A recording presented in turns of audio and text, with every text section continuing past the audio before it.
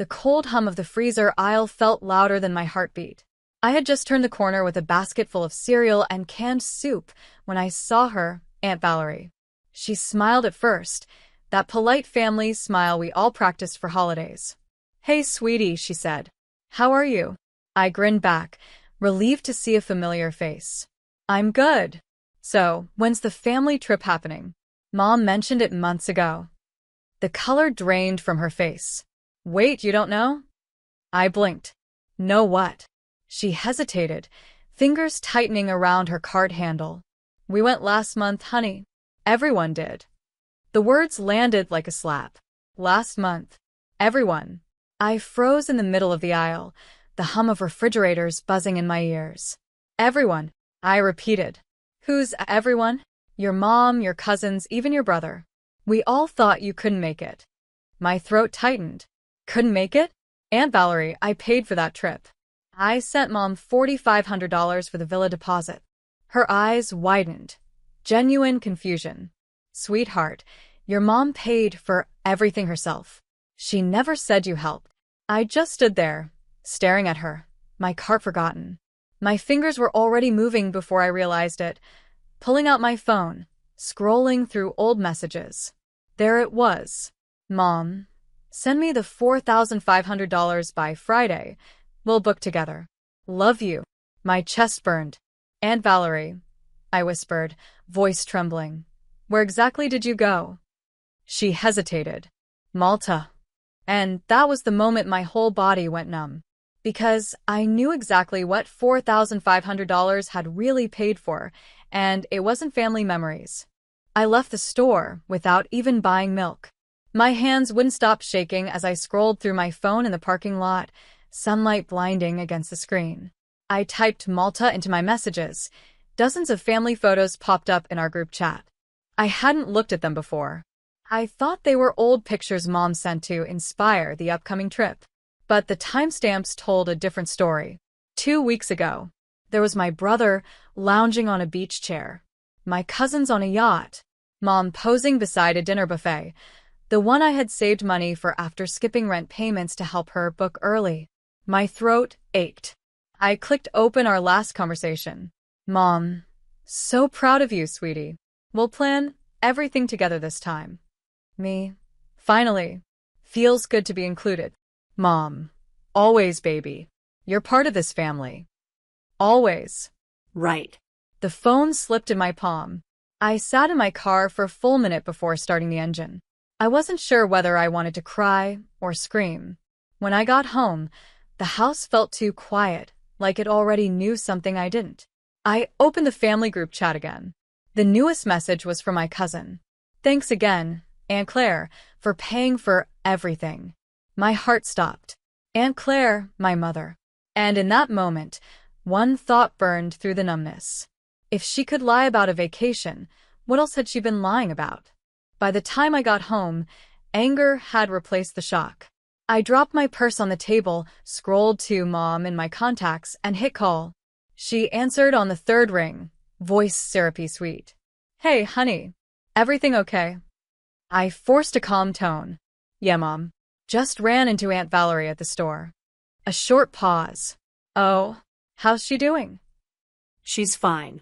Said she had a great time in Malta. Silence. Not the normal kind, the guilty kind. Finally, she laughed, fake and nervous. "Oh, you know Valerie, she exaggerates everything." "Really?" I said, voice tightening. "Because I saw photos in the family group chat. You were in half of them." "Sweetheart," she said softly, "don't take this the wrong way. You've been so busy lately, and everyone thought you wouldn't be able to come. It was a last-minute thing." "Last minute," I repeated. "You asked me for $4,500 to book early." Her tone shifted, sharp, defensive. "Don't start, Lena. You've never understood how hard it is keeping this family together. That money helped all of us. You should be proud it went to something good." I swallowed hard. "Something good? You used my savings to play pretend on an island and left me behind." "Watch your tone," she snapped. "Don't twist this into something ugly." But it already was. As I hung up, my phone buzzed, a message from my brother. No idea why Mom told you that. We didn't know you paid. My blood ran cold. Because if he didn't know, then who did Mom really spend my money with? I couldn't sit still. Every corner of my apartment felt too small, every breath too shallow. I opened my laptop and searched through my email, desperate for something, anything, that could make sense of the lie. Then I found it. A forwarded receipt from 6 weeks ago. Payment confirmation. $4,500 received from Lena Moore. Recipient, C. Moore Travel Fund. My eyes widened. C. Moore. Mom's name was Claudia Moore. But the email address wasn't hers. It was claudia.m.events@gmail.com. She didn't even use her real account. I clicked for details. The payment had gone through PayPal. The transaction memo said, deposit for private getaway, 2 adults. 2. Not 5. Not family. I stared at the words until they blurred. My phone buzzed again. A new message from Aunt Valerie. Honey, your mom's friend Ron posted pictures from Malta too. They looked close. I didn't want to say anything, but maybe you should see this. Attached were 3 photos. Mom and a man I didn't recognize, laughing at a seaside table, her hand on his arm. Not my dad. My throat closed up. The family trip wasn't a vacation. It was a lie, a romantic getaway she'd paid for with my savings. My father had been home that week, recovering from surgery. I grabbed my keys, shaking so badly, I dropped them twice. This wasn't about money anymore. It was about betrayal. And I needed answers now. Mom's car was in the driveway when I pulled up, the same silver sedan I'd helped her pay off last year. My heart hammered as I climbed the porch steps, the same porch where she'd once taught me how to ride a bike. I didn't knock. I walked straight in. She was in the kitchen, humming, scrolling her phone with a glass of wine in her hand. The smell of candles and lemon cleaner filled the air. Too calm, too fake. Back from your vacation? I asked. She spun around, startled. Lena, you scared me. Didn't scare you as much as Malta must have thrilled you, I said coldly. Her expression froze. Oh, for God's sake. Valerie couldn't keep her mouth shut, could she? So it's true. My voice trembled. You went behind everyone's back, used my money, and lied. She slammed the glass down. Watch your tone. You think I owe you an explanation? I raised you alone. Do you know how many times I covered your bills? How many times I skipped vacations for you? Then while I demanded. You said it was for a family trip. You let me believe I was finally included. Her eyes glistened, but her voice turned sharp. You wouldn't understand. I needed something for me for once. Ron offered. Ron. The name tasted sour. Mom, I whispered. Dad was recovering from surgery that week. She looked down, voice barely a whisper. He didn't need to know. The silence that followed was worse than yelling.